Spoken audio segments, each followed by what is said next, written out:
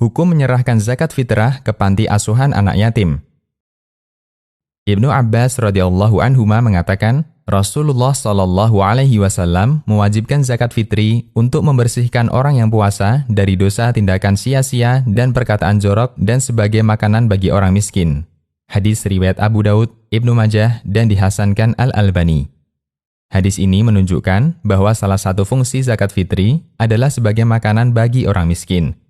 Ini merupakan penegasan bahwa orang yang berhak menerima zakat fitri adalah golongan fakir dan miskin.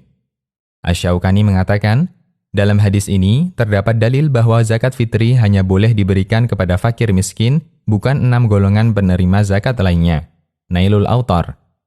Allah telah menjelaskan siapa saja yang berhak zakat dalam firman-Nya, yang artinya, sesungguhnya zakat-zakat itu hanyalah untuk orang-orang fakir, orang-orang miskin, pengurus-pengurus zakat, para mu'alaf yang dibujuk hatinya, untuk memerdekakan budak, orang-orang yang berutang, untuk jalan Allah, dan untuk mereka yang sedang dalam perjalanan atau ibnu sabil, sebagai suatu ketetapan yang diwajibkan Allah, dan Allah Maha Mengetahui lagi Maha Bijaksana. Quran Surat At-Taubah ayat 60. Pada ayat di atas, Allah tidak menyebut anak yatim sebagai salah satu penerima zakat. Artinya, semata status yatim bukan termasuk kriteria yang menyebabkan seseorang berhak menerima zakat. Sebelumnya, kita perlu tahu siapakah anak yatim itu. Dalam ensiklopedi fikih dinyatakan definisi anak yatim. Anak yatim adalah anak yang ditinggal mati bapaknya ketika dia belum balik. Berdasarkan hadis, tidak ada status yatim setelah balik. Al-Mawsu'ah Al-Fiqhiyah. Berdasarkan pengertian di atas, ada 2 kemungkinan anak yatim. Pertama, anak yatim yang kaya. Misalnya, dia memiliki banyak warisan dari orang tuanya. Anak yatim semacam ini tidak berhak mendapat zakat. Kemungkinan kedua, dia anak tidak mampu, yaitu anak yatim yang miskin, sehingga dia berhak menerima zakat bukan karena statusnya yatim, tapi karena dia orang miskin. Imam Ibnu Utsaimin ditanya, apakah anak yatim berhak menerima zakat? Jawaban beliau, anak yatim yang miskin berhak menerima zakat.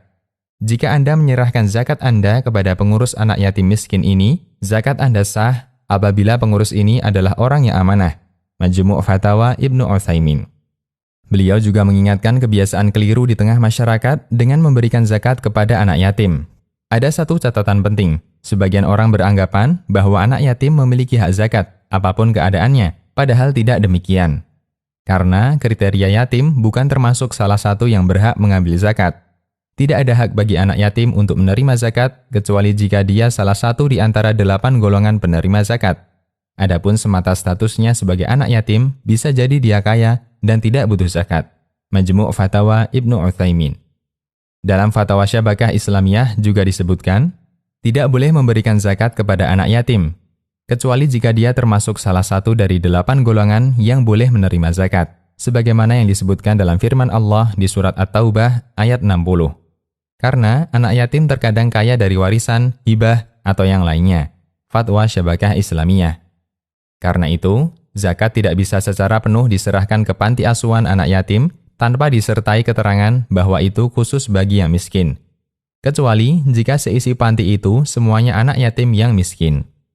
Catatan, anak yatim yang kaya berhak menerima santunan dari selain zakat, seperti infak atau sedekah.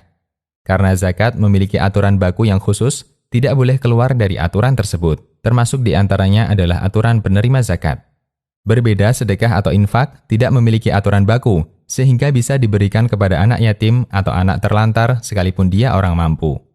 Demikian, Allahu a'lam. Konsultasi Syariah.